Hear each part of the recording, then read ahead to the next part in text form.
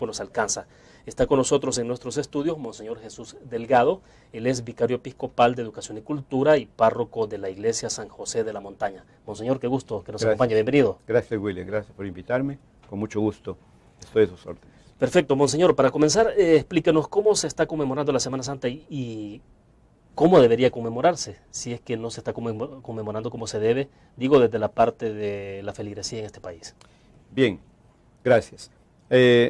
Litúrgicamente hablando, solamente son 3 días los más importantes de las celebraciones de los misterios de nuestra fe, que son viernes, sábado y domingo. Y últimamente la Iglesia ha incluido desde hace ya varios años el jueves también, el Jueves Santo. En cambio, lunes, martes y miércoles normalmente no hay una, litúrgicamente, oficialmente hablando, una celebración de gran envergadura, razón por la cual la gente, religiosamente hablando, llena estos días primeros con lo que se llama la Semana Santa popular. Es el pueblo que, por ejemplo, el lunes en algunos pueblos persiguen a Judas, otros el diablo anda pegándole a toda la gente que no se confiesa. Lo que hemos visto esta semana de los talsigüines, de Texistepeque, ¿no? Sí, sí.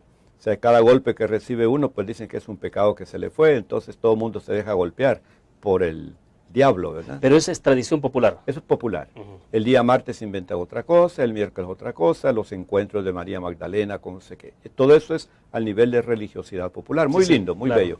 Una expresión. Es parte de la cultura de El Salvador, ¿no? Exacto. Y de toda América Latina, porque tendemos a llenar esos vacíos, porque sepa que la Semana Santa es más bien de una tradición popular, es decir, llenar toda la semana, ¿verdad? La Iglesia tiene oficialmente sus oficios a partir del jueves, viernes, sábado, culminando con la resurrección. De modo que el conjunto de tradiciones populares con oficios oficiales de la Iglesia conforma lo que se llama la Semana Santa. De otro modo, ya visto oficialmente, hay que hablar de Triduo Pascual, que son los días viernes, sábado y domingo. Son los días más importantes de la fe. Claro, le preguntaba entonces cómo ve que la gente conmemora la Semana Santa. ¿Cómo se está conmemorando en estos tiempos de modernidad, de globalización del mundo? O sea, ¿cómo se celebra la Semana Santa? ¿Cómo debe celebrarse desde la perspectiva de la Iglesia Católica? Notamos que la tradición persiste aquí. La gente quiere seguir celebrando su Semana Santa como siempre. Gracias a Dios, dada la globalización y la facilidad de transportarnos fácilmente de un lugar a otro, internamente en el país y fuera de él, vamos conociendo tradiciones de otros países y en el país mismo, personas que viven lejos de tal pueblo, ahora pueden ir a tal pueblo a participar, porque ya los medios de comunicación, transporte, etcétera, nos favorecen, ¿no es cierto? De modo que nuestra gente sigue celebrando igual Semana Santa como antes, sus imágenes, sus encuentros, la persecución de Judas y cosas por el estilo, son algo que atraen mucho a la gente y mantienen sus tradiciones como identidad de cada pueblo, ¿verdad? Usted ve siempre presente la devoción, la actitud, sobre todo de la población de los cristianos. Muchísimo, muchísimo. Incluso como sacerdote yo sé que mucha gente dice, no, estamos en Semana Santa, hoy no podemos cometer pecado X, Z o doble C, ¿verdad? Estamos en Semana Santa. Antes no se podía ni escupir, porque era prohibido escupir. O subirse a un árbol y bajar los ya esas mangos. cosas han desaparecido, gracias a Dios, porque son exageraciones. Pero sí persiste el hecho de que estamos en Semana Mayor, Santa, es un tiempo en que debemos pensar un poco más en Dios, en nosotros mismos, en la familia, ¿verdad? Y cosas por el estilo. Creo que sí, nuestras tradiciones en América Latina sí persisten, en otras latitudes del mundo no, ha disminuido todo eso, ¿verdad? Quizás andan en búsqueda de una nueva forma de celebrar su fe. Estamos en un momento de transición cultural, de civilización y consiguientemente religiosa también. El caso es Europa. En Europa, pues, la Semana Santa era algo precioso antes. Sigue siéndolo folclóricamente en España, en el sur de España, Sevilla, ¿verdad? Con sus grandes procesiones, etcétera. Pero Europa en general, ya la Semana Santa nadie lo celebra, en la Europa central. Yo creo que estamos en un momento de transición en búsqueda de una nueva forma de expresión de nuestra fe y de vivencia de la fe, con un compromiso más grande y menos una religiosidad demasiado de culto, ¿verdad? De meras tradiciones. Hoy la humanidad anda en búsqueda de un compromiso más grande, aún al nivel religioso. ¿Y la Iglesia está respondiendo a eso? La Iglesia está respondiendo a eso. Sobre todo, la nómina del Papa actual se ha hecho adrede para eso. porque es un hombre preparado para encauzarnos por los verdaderos caminos modernos de expresar nuestra fe sin traicionar la fe, por supuesto. Claro. Solo un hombre, por ejemplo, como Benedicto XVI, alias Ratzinger, como se dice, ¿verdad? Hombre muy inteligente, cuando se dice Ratzinger, es el catedrático de unos conocimientos valiosos. El nombramiento de él es precisamente para esto, para ayudarnos a encontrar nuevos cauces más actuales, pero sin traicionar la fe, en su esencial. Ahora, porque estaba leyendo recientemente, por ejemplo, de cómo ha habido un poco de orientación desde el Vaticano, y usted me corregirá si estoy equivocado, a cómo utilizar, por ejemplo, las nuevas herramientas tecnológicas, el Facebook, por ejemplo, o sea, cómo hacer uso de la Internet, ¿no? Cierto. El Papa está impulsando mucho esto. En todos sus documentos acaba de escribir uno sobre la palabra de Dios, la palabra del Señor, en donde él insiste mucho que la predicación de la palabra ya no se restrinja solamente a las iglesias, como tradicionalmente se hace, sino que usemos mucho los medios de comunicación social, radio, prensa, internet, ¿verdad?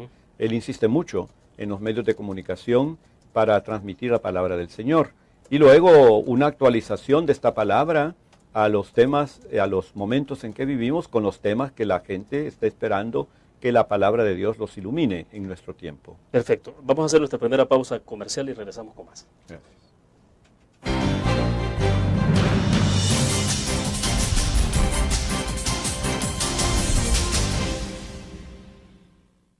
Con el seguro de salud de AXA Suiza, usted obtiene amplias coberturas y beneficios adicionales con las mejores tarifas. Crédito por hospitalización. Maternidad como cualquier otra enfermedad. Plan dental.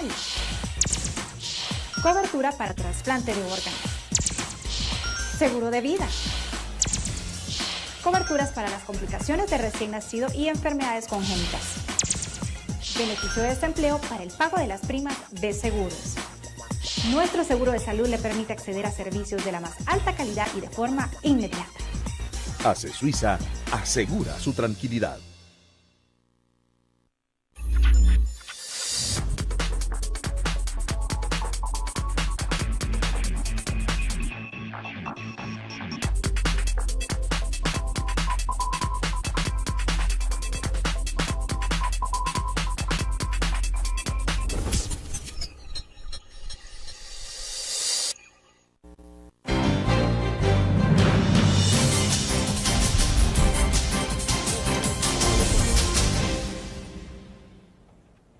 Está con nosotros en nuestros estudios Monseñor Jesús Delgado, vicario episcopal y párroco de la Iglesia San José de la Montaña. Monseñor, ¿será que la gente está interiorizando, no solo en estos días, sino permanentemente, el pensamiento de Dios y el mandato de Jesús? Le pregunto, porque usted me hacía referencia hace un momento, por ejemplo, en Europa, lo que está pasando en Europa, y no sé si es que en Europa tiene que ver mucho que en la medida en que va aumentando la ciencia, más gente se vuelve profesional, hay una tendencia a querer, a veces se ve hasta como una moda, el ser ateo, ¿no? Ser ateo, bueno, como que es una moda, da un poco de, como dicen algunos, un poco de aire de intelectualidad. Sí. Existe, claro, en todo momento de transición de un tipo de civilización y cultura a otro, siempre existen exageraciones de una parte y otra. Por ejemplo, confrontar la ciencia a la fe es un error. El Papa lo está diciendo, tenemos que usar la ciencia, la técnica, y esto al servicio de la fe y de la palabra de Dios. No hay contradicción, ni hay tampoco incompatibilidad, al contrario. Entonces, Benedicto XVI está haciendo hincapié cómo un hombre científico y un hombre de técnica puede lograr por la ciencia y por la técnica la fe, alcanzar la fe incluso. De ahí la esperanza que tiene el Papa que un continente europeo que está muy centrado en la técnica y en la ciencia, logre por fin expresar su fe de ese modo, que sería una conquista maravillosa. Pero al principio siempre hay tendencia a decir que es incompatible o la ciencia o la fe o la razón o la fe. Y no hay ninguna contradicción. Para nada, para nada. O sea, un científico, un buen profesional también puede ser un cristiano, un creyente, alguien de mucha fe. Es claro que sí, siempre lo fue así. El problema de hoy es encontrar el modo cómo empatar estas dos dimensiones y manifestarla y vivirla. ¿Pero en qué momento ocurre ese divorcio? ¿Es que deliberadamente se hace en algún momento? No, esto ocurre hace como 4 o 5 siglos atrás. Hasta entonces la Edad Media estaba centrada en Dios, era una ciudad teocéntrica, ¿verdad? Una civilización teocéntrica. se nota en las ciudades de Europa, en donde la iglesia está en el mero centro, en la parte más elevada y todo en contorno a él. Cuando viene Copérnico y dice, denme un punto de apoyo, yo voy a mover la Tierra, entonces el hombre empieza a cobrar más poder, ¿verdad? Ya no es el Sol que gira en torno a la Tierra, como se decía en la Edad Media, sino la Tierra que gira en torno al Sol. Entonces ya no es el hombre que gira en torno a Dios, sino Dios que tiene que girar en torno al hombre. Empieza un cambio del teocentrismo al antropocentrismo, se pone al hombre en medio. Y desde ese momento empieza a cultivar todo lo que es la razón, la ciencia, la técnica, en un principio diciendo que esto no era compatible con la fe, como suele suceder al principio, ¿no? Y poco a poco se van encontrando las dos aguas, los dos remansos, en una fusión armónica. Ahora, en las circunstancias, puesto que estamos hablando también de la Semana Santa, desde luego, ¿cuál es el mandato del Papa Benedicto XVI? ¿Cómo se debe de enfatizar en la reflexión espiritual en estos días? Él nos ha propuesto una peregrinación a través de 5 estaciones que nos han llevado hasta acá. La primera es ir al desierto con Jesús, la segunda es acompañarlo al monte Tabor, la tercera es encontrarse con él y la samaritana en el pozo de Jacob, la cuarta es encontrarse con el ciego que Jesús cura a la vera del camino, y por fin llevándonos todo esto hasta la pasión y muerte y resurrección de Cristo Jesús. O sea, a lo largo de toda la Cuaresma, Él nos propuso en su mensaje cuaresmal de hace ya 5 semanas, el itinerario que teníamos que seguir, y más o menos lo hemos estado siguiendo gracias a las liturgias dominicales y las prédicas de la palabra de Dios y la espiritualidad fomentada en torno a la Cuaresma y Semana Santa como una peregrinación hacia la casa del Padre. Pero como una actitud y una visión permanente, no solo para una semana. O sea. No, eso es permanente, para toda la vida. Nada más que Él inculca para este tiempo de Semana Santa y Cuaresma ciertas prácticas que siempre la Iglesia las ha favorecido. Una atención más grande a los pobres, a los más necesitados, lo que se llama la caridad. ¿Verdad? Luego una intensa vida más de oración, menos de rezos, o sea, no rezar tanto, sino orar más con la palabra de Dios, con la Biblia, meditar la palabra y llevarla a la vida. La oración, un poco de penitencia también. La palabra penitencia tiene que ver mucho con resarcir las culpas de nuestros pecados, cuya penitencia mayor es el amor, vivir como amor, hermanos, reunirse en familia de nuevo, volverse a encontrar los que andábamos dispersos, porque no hay expresión de amor más grande que la de vivir juntos como hermanos. Todo esto son prácticas que el Papa nos propuso para esta Cuaresma. O sea, todo lo que vemos se resume en cuestión práctica, ¿no? En la actitud de la gente en sus actos diarios. Exactamente. Pero ¿será que a veces como que se tiende mucho a distanciar y decimos, bueno, dejar la Semana Santa únicamente para esto, o como decir, vamos a ir a misa únicamente el domingo, pero ¿qué pasa con los 6 días de la semana restantes? Sí, bueno, no todos los católicos y cristianos en general seguimos el mismo ritmo de vida cristiana. Hay algunos que se entregan mucho más al apostolado, al testimonio de su vida cristiana a través de la pastoral, la ayuda a la iglesia en sus diversas dimensiones que tiene, ¿verdad? De ayuda a los pobres, clínicas, exacto, escuelas, etc. Pero hay otros que llevan otro ritmo, hay algunos que ni van a la misa los domingos, pero hacen alguna obra de misericordia o algo cosa por el estilo. Cada quien anda encontrando el modo como, según su conciencia, puede expresar su amor a Dios, ¿verdad?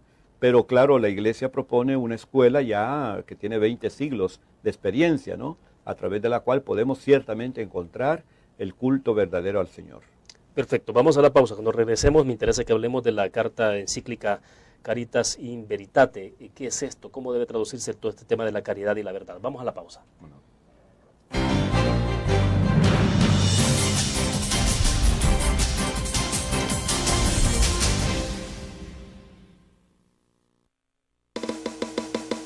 Tu periódico es dinero, porque ahora puedes pagar con la prensa gráfica. Busca y recorta en tu periódico el dinero que podrás canjear en los establecimientos de nuestros aliados. Encontrarás uno cada día. Compra con la prensa gráfica y encuentra una buena noticia para tu bolsillo. Con la prensa gráfica lo compras. Con la prensa gráfica lo pagas. La prensa gráfica. Noticias de verdad.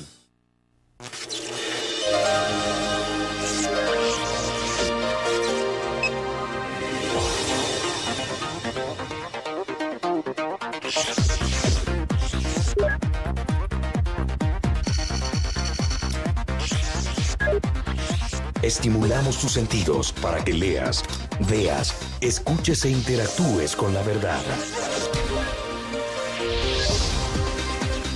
LPG Multimedia.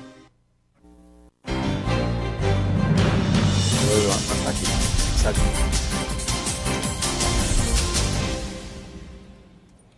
Monseñor Delgado, en 2009 entonces Benedicto XVI escribe la carta de la encíclica Caritas in Veritate y me llama la atención porque está dedicado exclusivamente al tema de caridad, dice en la caridad y en la verdad.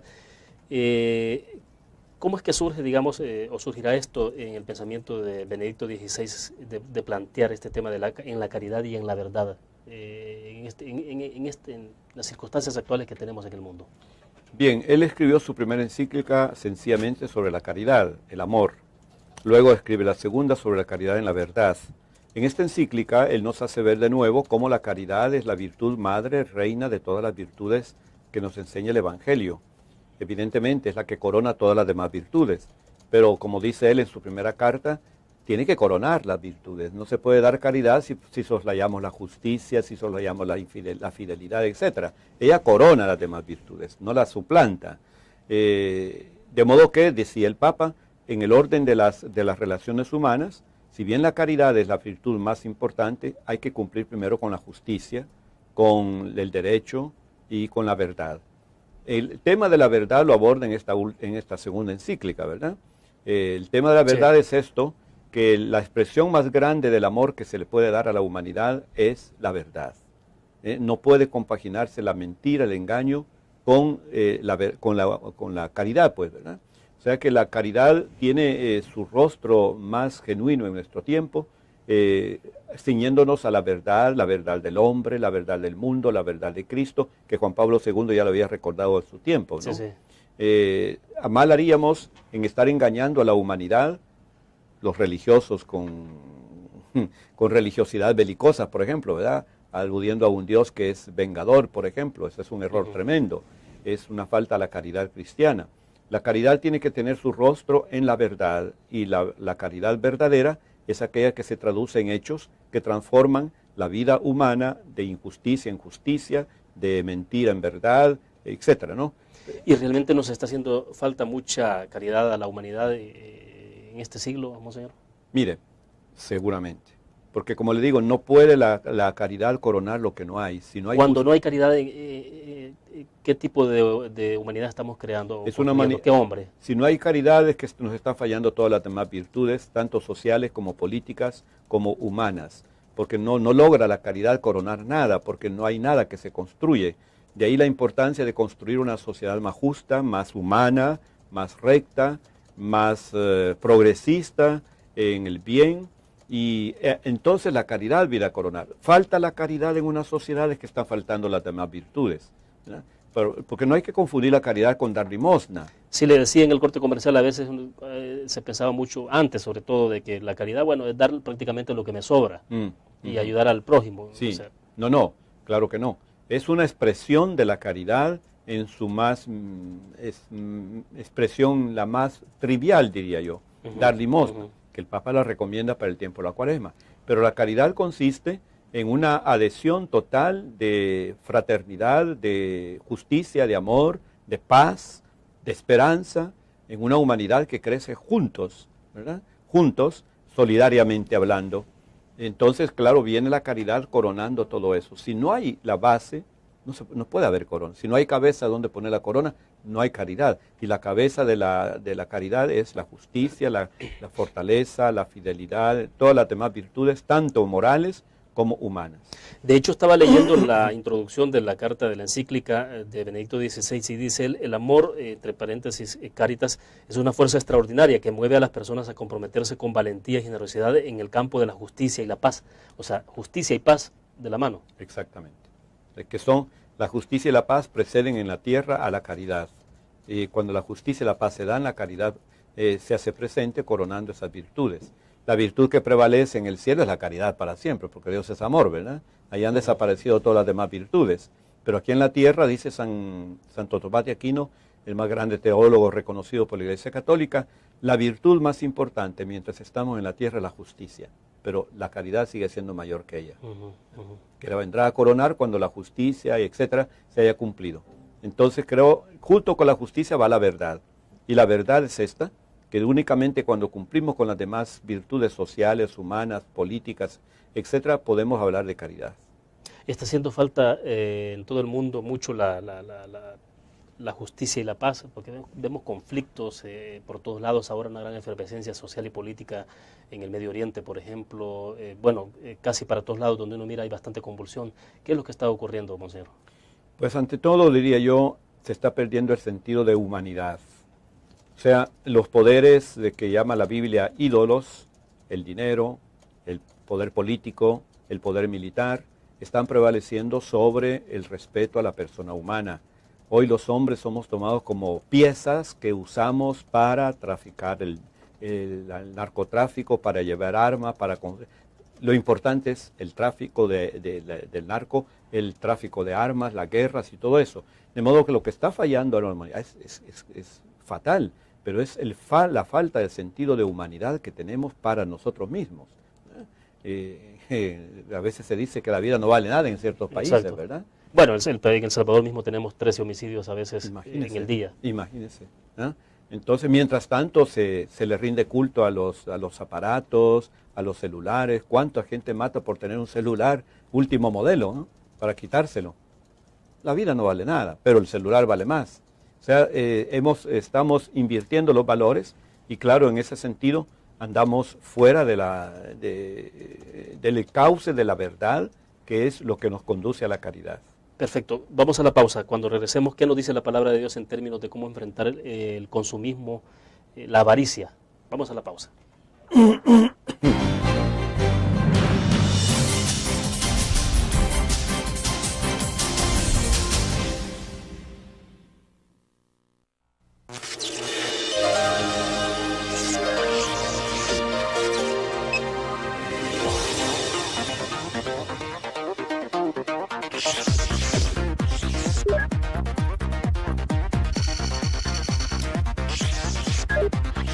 Estimulamos tus sentidos para que leas, veas, escuches e interactúes con la verdad. LPG Multimedia.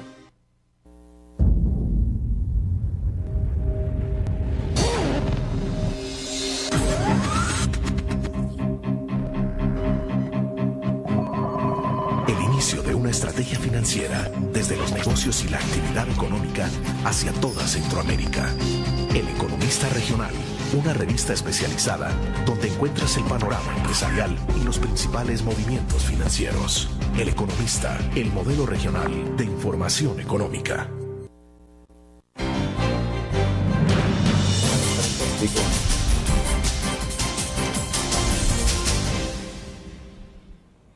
Espiritualmente hablando, monseñor, entonces, ¿cómo abordar el tema de la avaricia? Usted mencionaba el caso de los celulares, que tiene que ver con todo este tema del consumismo, y cómo a veces pretendemos darnos lujos que no tenemos capacidad de cubrir por nuestros trabajos. Pues, sí. O sea, lo que ganamos a veces no nos alcanza, pero que queremos tener el vehículo del último modelo, queremos andar con el celular de la última generación.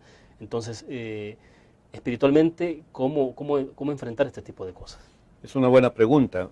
Bien porque tengamos celulares, bien porque tengamos una técnica maravillosa al alcance del hogar, al alcance de la escuela. Ojalá crezca más toda esta técnica, porque crece más el poder de la ciencia y del progreso. Pero el gran problema de hoy es que estamos perdiendo el sentido de los valores humanos.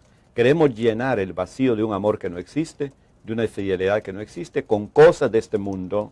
Y eso es muy grave. Que la ciencia exista y ojalá siga existiendo más, que el progreso de la técnica sea mayor, que todo esto venga a ayudarnos más y más, bendito sea Dios, pero que esto venga a reemplazar el amor, el cariño, el respeto al otro, ¿verdad? Eso es bien grave. Y eso es lo que estamos perdiendo hoy, el sentido de la relación humana y el sentido de llenarme yo mismo del espíritu, como usted decía, que nos está faltando en el espíritu. Es el espíritu de humanidad, el sentido del ser humano, de la grandiosidad que somos, la grandeza de los seres humanos creados por Dios.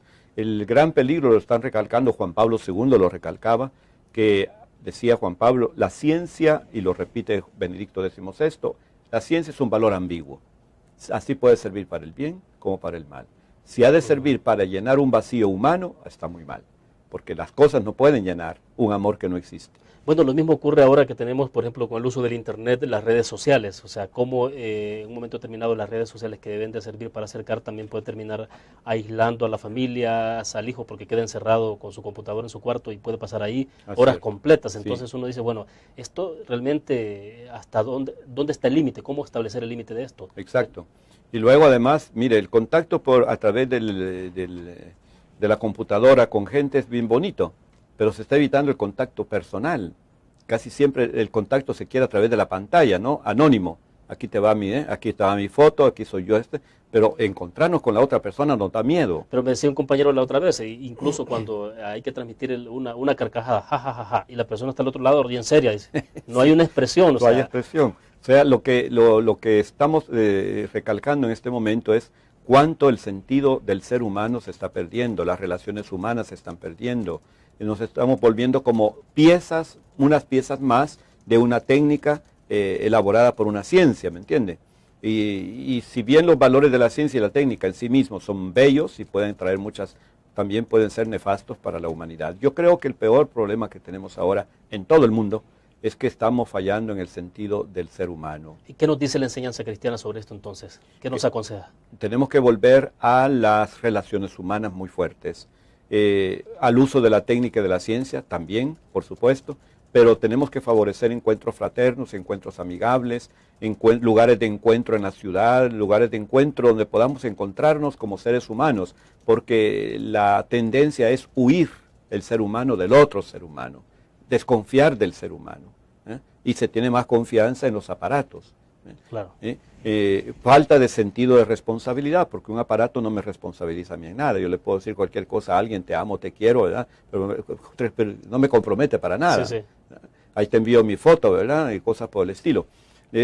Yo creo que esto sí tendríamos que hacer un esfuerzo muy grande, y la Iglesia, que es experta en humanidad, como decía Pablo VI, está haciendo mucho hincapié en que la cercanía de las personas tiene que favorecerse hoy mucho, como también las reuniones de familias por la tarde. Antes, no volvamos a un antes porque uno cree que es tradicionalista, pero ese encuentro de la familia en la tarde, cuando regresa papá y mamá del trabajo y los niños están de la escuela, encontrarse por lo menos una hora juntos, ¿verdad? Y luego cada quien se va a hacer sus tareas otra vez en una reunión. Eso se ha perdido actualmente. Actualmente los padres de familia dicen, me voy tranquilo porque mi hijo ya tiene el último celular y ahí está en su casa bien distraído, ¿verdad? Y las relaciones humanas es el problema. Ahora es un fuerte desafío porque todo esto trae implicaciones en términos de sociedad. Por ejemplo, en El Salvador, siempre insistimos, por ejemplo, lo que tenemos como sociedad es lo que hemos construido. Así es. Sí, ciertamente. Y tenemos que seguir construyendo una sociedad más justa, más humana, más fraterna. Yo creo que estamos, como le decía al principio, en un momento de transición de una civilización muy centrada en valores teóricos, ideales, que siempre hay que mantenerlos, a valores concretos. Hoy estamos embriagándonos de valores concretos, como son la técnica, la ciencia, el automóvil, el avión, eso, y los valores humanos y divinos y trascendentes los estamos dejando de lado. Es un momento de transición. Llegará un momento en que el rebalse será equilibrado entre los dos, pero no obstante tenemos que seguir insistiendo en que los valores fundamentales para el ser humano son los suyos propios, los valores del ser humano con su relación al origen de su vida, que es el creador. Pues, ¿Usted cree que es inevitable entonces que aun cuando en este momento uno tiende a ver de que hay una prevalencia de estos valores, digamos, más materialistas, llegará un momento en que la gente tendrá que volver la mirada sobre la cuestión espiritual? Seguramente, que esto satura, las cosas materiales saturan. Les puedo poner un ejemplo de un esposo y una esposa que está llenando de muchas cosas a la esposa para que esté contenta, vestidos, zapatos, entonces, pero hay un momento ¿y qué hago con mis zapatos? Dice la señora, si tú no estás aquí, ¿verdad? Entonces tengo todos mis vestidos y zapatos, pero tú no que estás conmigo para salir juntos. Voy luciendo mis zapatos a ver con quién, pero no estás conmigo. Entonces llega un momento en que dice, ya basta, ya no quiero más zapatos, te quiero a ti y quiero salir contigo y estar contigo. La necesidad de la relación humana es fundamentalísima, ¿no? Porque llega un momento en que ya las cosas materiales lo topan a uno hasta un tope que ya dice, ya no, ya basta, ¿verdad? Claro. Yo creo que sí llegará un momento en que volveremos de nuevo, y ojalá sea cuanto antes, para que vaya creciendo la humanidad en un equilibrio sano, ¿me entiende? Ya que la juventud de hoy, por ejemplo, ignora mucho el amor. Los jóvenes ahora de 18, 15 años, 20, ignoran el amor, no saben lo que es el amor, ¿eh?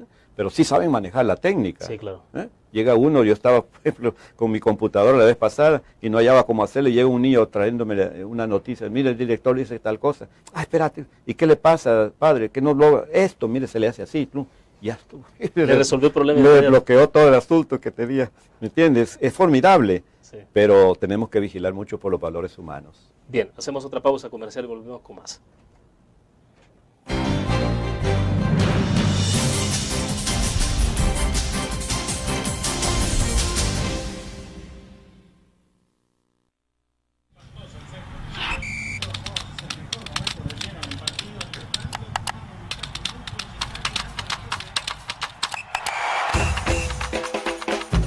La emoción del deporte está en www.elgráfico.com.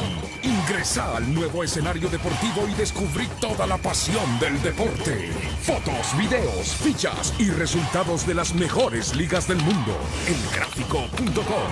Conectados por deporte. Learn. La revista más innovadora y moderna de todos los tiempos. Única en su estilo, creativa. Un espacio exclusivo y reservado de entretenimiento y diversión, llevada al máximo. Blur. Time Out, Movie, lo mejor de la cartelera. Art. Shopping, la guía de la moda. Go, viajes cortos fuera de la ciudad. Blur.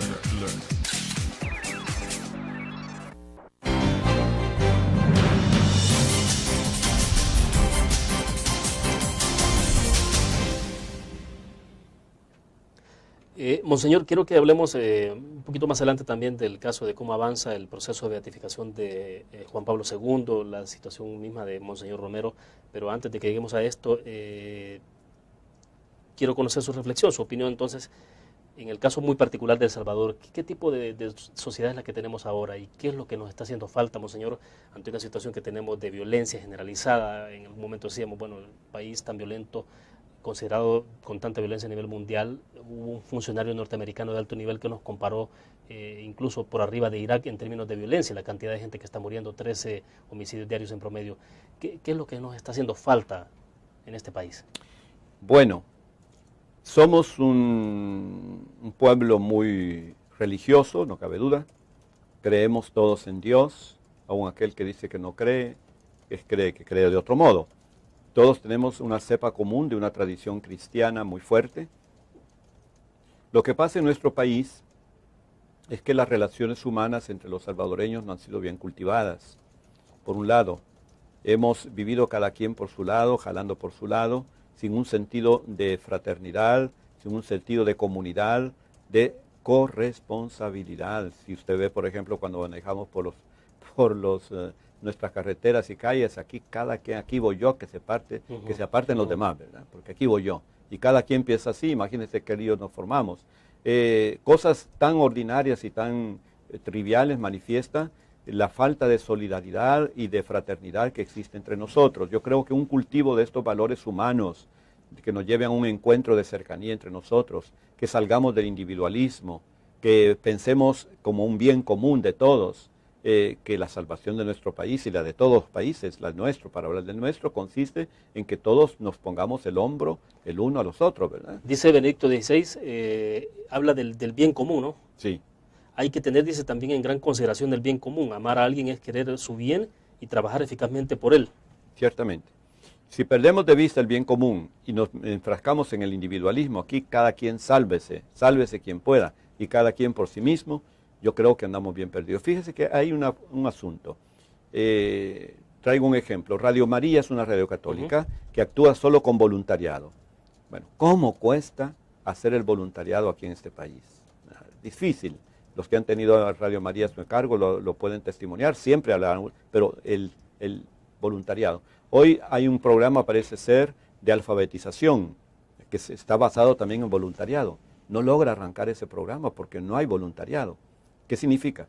que los salvadoreños no pensamos en el bien del otro. No somos solidarios todavía los unos de los otros. Cada quien piensa en su propio bien. Yo tengo que salir adelante en lo mío, ¿verdad? No, y ocurre incluso en las colonias.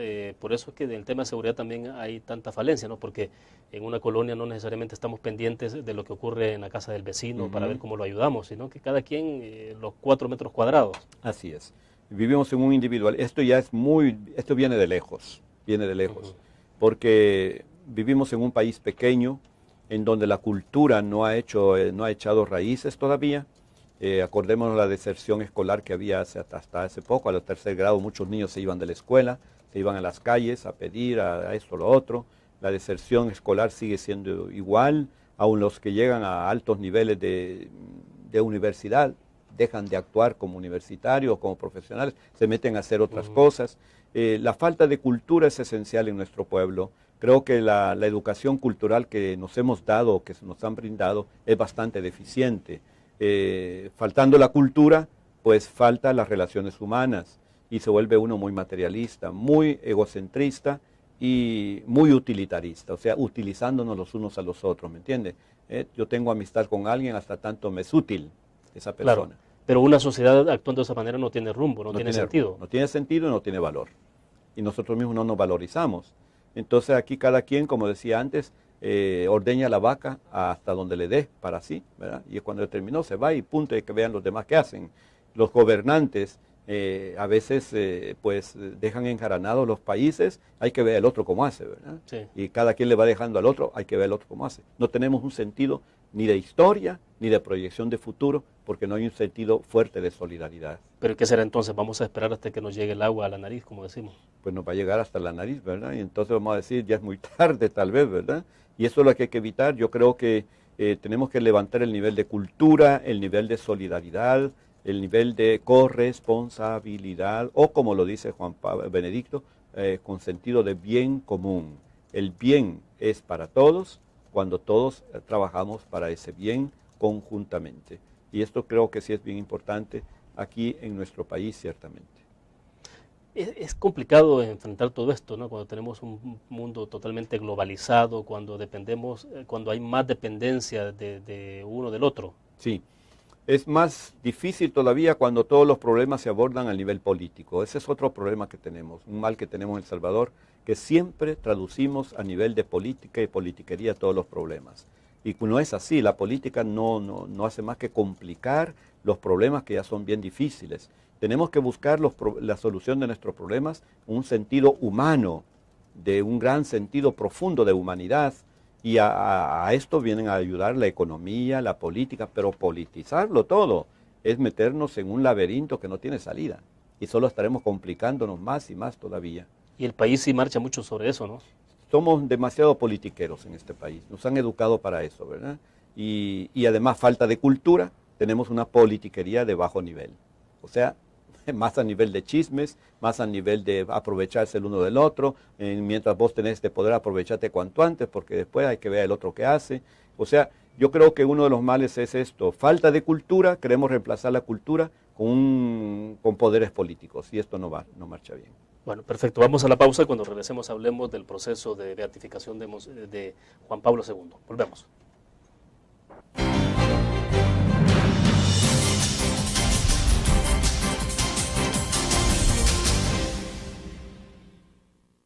Con el Seguro de Salud de ASA Suiza, usted obtiene amplias coberturas y beneficios adicionales con las mejores tarifas. Crédito por hospitalización. Maternidad como cualquier otra enfermedad. Plan dental. Cobertura para trasplante de órganos. Seguro de vida. Coberturas para las complicaciones de recién nacido y enfermedades congénitas. Beneficio de desempleo para el pago de las primas de seguros. Nuestro seguro de salud le permite acceder a servicios de la más alta calidad y de forma inmediata. ASE Suiza asegura su tranquilidad. Tu periódico es dinero, porque ahora puedes pagar con la prensa gráfica. Busca y recorta en tu periódico El Dinero, que podrás canjear en los establecimientos de nuestros aliados. Encontrarás uno cada día. Compra con la prensa gráfica y encuentra una buena noticia para tu bolsillo. Con la prensa gráfica lo compras, compras. Con la prensa gráfica lo pagas, pagas. La prensa gráfica. Noticias de verdad.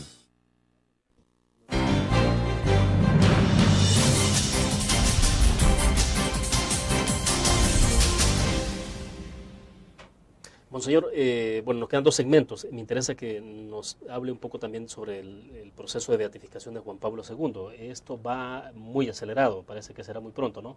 Mire, el caso de Juan Pablo II, si estuviésemos en la Edad Media, ya sería santo desde el día en que murió. Porque la aclamación en la Edad Media se santificaban los seres humanos por la aclamación de la gente. Había una aclamación enorme, era santo. Ya desde el primer día debería haber sido beatificado y santificado Juan Pablo II desde el día que murió, para traer más de 1,5 millones de gente, casi 1 millón, que nadie los convocó y que sigue todavía desfilando delante de su tumba.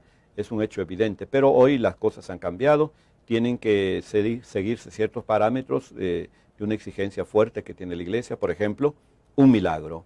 Para beatificar a una persona, tiene que haberse por lo menos acreditarse en su favor un milagro que esté comprobado por la ciencia y por los teólogos como un auténtico milagro, como es el caso de Juan Pablo II, que asistió en la cura a una enferma, una religiosa, que se abocó a su protección, ya muy avanzada en Parkinson, y de la noche a la mañana, invocando a Juan Pablo II, curó totalmente. Y los médicos constatan que es una curación total, y claro, esto viene a avalar de parte del cielo que Juan Pablo II es un santo. O sea, hay una constatación científica de esa curación, no solo porque diga la monja, yo fui curada. No. Los médicos tienen que demostrar, los médicos que la asistieron, que era una enfermedad auténtica, que no había solución científica y con la ciencia no podía solucionarse, que esto es un caso de un milagro claro, y que se realizó, así como usted lo digo, porque fue a las 8 de la noche de un día X, martes, y el miércoles ya aparece la hermana bien caminando con toda soltura. Hasta entonces tenía que apoyarse en bastones y todo eso, ¿verdad? Y temblando las manos terrible. De repente aparece en la misa temprano junto a las demás religiosas. Estoy curada, dice. Juan Pablo II me ha curado. O sea, y lo único que hizo ella en ese periodo de tiempo fue pedir a Juan Pablo II. Exactamente. Se lo pidió como 5 meses después de haberlo invocado, ¿verdad? De haber muerto el Papa, pues. Lo invocó y curó, invocándolo a él solamente. Ese es uno de los casos, pero tiene que haber más.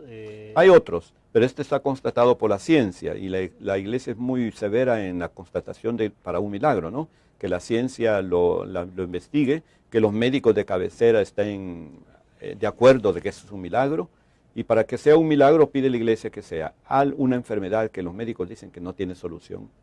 Vista la perspectiva de la medicina actual, sí, claro. ¿verdad? Y que solo se explica la curación por una intervención sobrenatural. En Lourdes hay muchos milagros, pero no todos la ciencia los constata que son verdaderos, ¿verdad? Entonces aquí sí es un milagro claro, y el milagro es importante ¿para qué? Para que cuando los seres humanos tenemos alguna duda de si sí o si no, habrá sido que el Papa no actuó como debería actuar en estos momentos, el cielo dice, como quiera que sea, este hombre está conmigo. Este hombre está en el cielo. El cielo irrumpe en la historia con un milagro de este estilo. Y entonces, ¿esto va a acelerar el proceso de beatificación, cree usted? Ya, la beatificación de Juan Pablo ya se hace dentro de 2 semanas, ¿verdad? O sea, ya es un hecho. Es un hecho. Ya para el 1 de mayo ha convocado el Papa Benedicto para la beatificación en Roma. Sí. ¿Ustedes tienen algo especial acá en el país? Nosotros vamos a hacer aquí, para los que no podemos ir a Roma, claro. Vamos a hacer una ceremonia especial del 30 de abril al 1 de mayo en San José de la Montaña, una vigilia. Tendremos expuesto el Papa móvil, proyectaremos una película preciosa en pantalla gigante de la vida de Juan Pablo II, y luego seguiremos la ceremonia en directo desde Roma en pantalla gigante en la iglesia, explicada por el señor nuncio apostólico, a modo de tener una tarde de oración y de encuentro fraterno en honor a Juan Pablo II. ¿El papamóvil entonces se los ha prestado el Estado Mayor? Sí, ¿manos de quién está? De la Fuerza Armada. Fuerza Armada. Sí, ellos han consentido, lo están chaineando ahorita, están poniendo por dentro como estuvo en el día que vino el Papa, y lo vamos a tener ahí en exposición sábado y domingo. Ah, perfecto, o sea que la gente que quiera llegar a... La gente todas puede las llegar actividades. y los que se quieren tomar fotos ahí con el Papa Móvil, pues será un recuerdo para ellos muy, muy lindo, ¿verdad? Y sobre todo que estaremos juntos, pues recibiendo las primeras bendiciones de Juan Pablo II como beato que ya está en el cielo. Me parece que es algo extraordinario. Y junto a una capilla que hemos hecho en San José de la Montaña dedicada al Señor de las Misericordias, que era la devoción más grata a Juan Pablo II. Y es una capilla, yo estuve en Cracovia y tomé el ejemplo de aquella gran iglesia que él construyó en Cracovia para el Señor de las Misericordias. Y es el mismo plan de construcción que tiene ahí esa pequeña capilla, muy linda.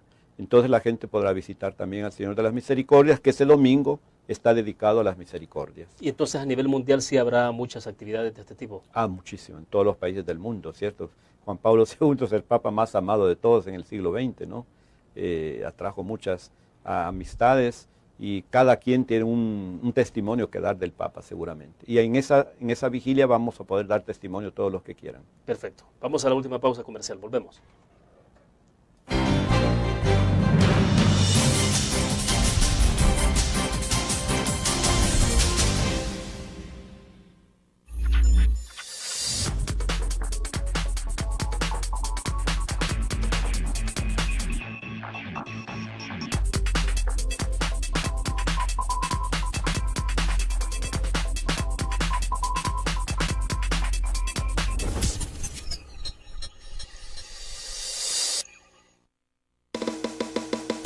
Tu periódico es dinero, porque ahora puedes pagar con la prensa gráfica. Busca y recorta en tu periódico El Dinero, que podrás canjear en los establecimientos de nuestros aliados. Encontrarás uno cada día. Compra con la prensa gráfica y encuentra una buena noticia para tu bolsillo. Con la prensa gráfica lo compras. Con la prensa gráfica lo pagas. La prensa gráfica. Noticias de verdad.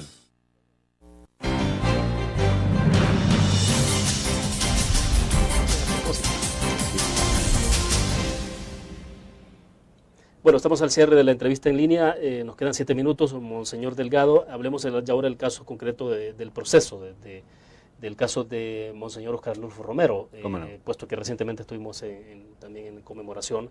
¿Qué está pasando con este proceso? Eso se va más despacio, ¿no? Bueno, el proceso ya está hecho, todos los trámites, todo está terminado. El mismo Ratzinger, cuando fue cardenal de la Congregación de la Fe, examinó toda la documentación de Monseñor Romero, sus homilías, sus escritos, encontró que el pensamiento de Monseñor Romero es ortodoxo, o sea, está de acuerdo con la verdad católica 100%.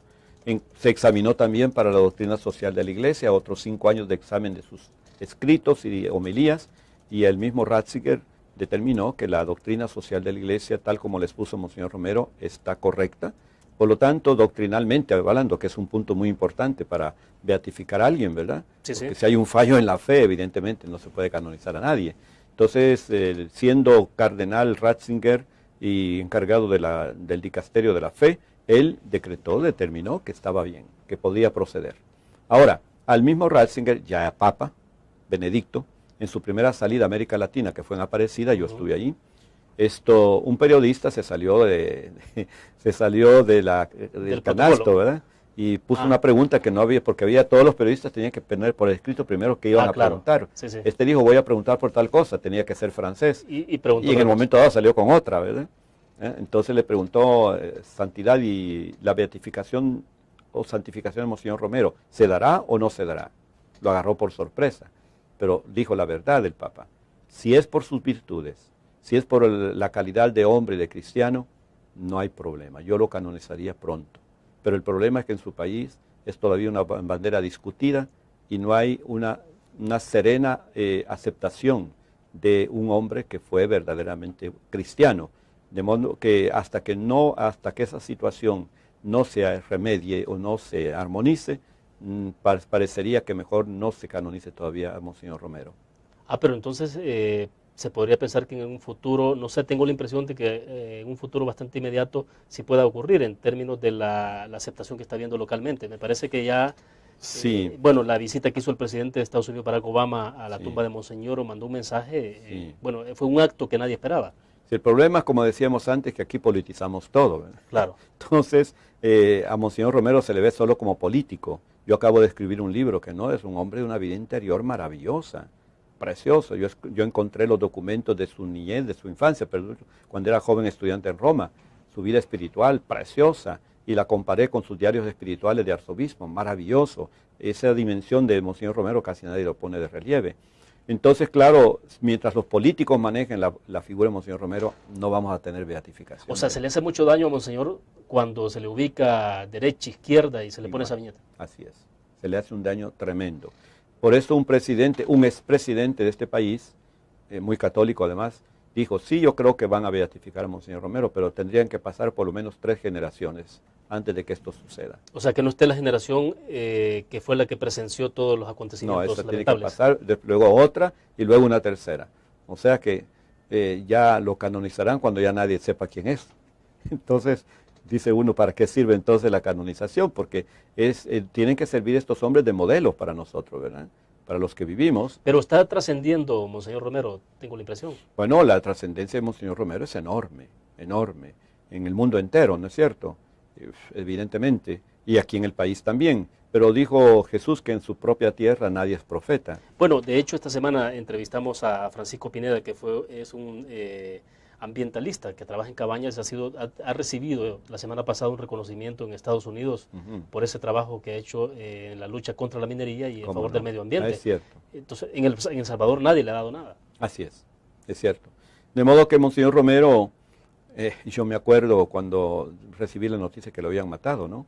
Estaba dando clase en la Universidad de la UCA y yo tomé el auto rapidísimo para ir. Dije, me voy a tardar mucho con tanto tráfico que hay a esta hora, 5:30 de la tarde, imagínense. Sí, sí. No, todo estaba paralizado. Parecía el fin del mundo. Todos autobuses, todo paralizado. Llegué en menos de 5 minutos en una distancia de casi 2 kilómetros. O sea que esa noticia trascendió por todo el mundo.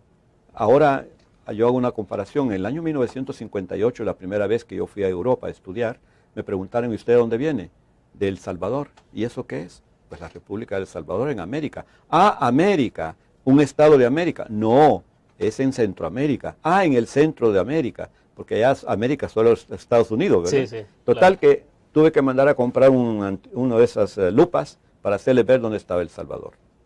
¿Quién sabía dónde estaba El Salvador? Ahora, va usted por cualquier parte. El Salvador, Monseñor Romero, lo identifican rápido. Ahora, interesante como un hecho trágico y lamentable que fue el asesinato de Monseñor Romero al final se convierte como el referente y para identificar incluso a un país. Es trágico mundial, ¿no? Políticamente visto, pero es un kairos, o sea, una bendición de Dios, se dice, de parte de Dios, porque es una bendición enorme para el mundo entero y para nuestro país. Solo que vino a los suyos y los suyos no lo reconocieron, dice San Juan de Jesús mismo, ¿verdad? Los suyos mismos no lo reconocieron.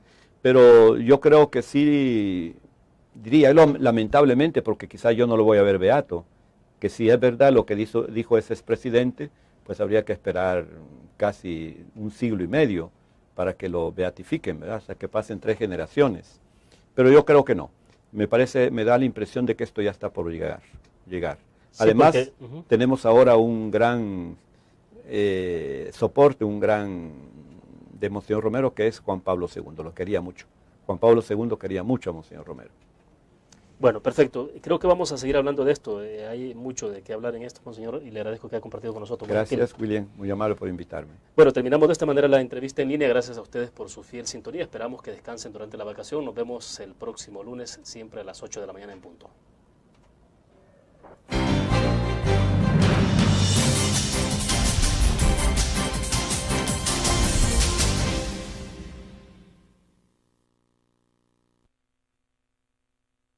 Creo que sí, nuestras tradiciones en América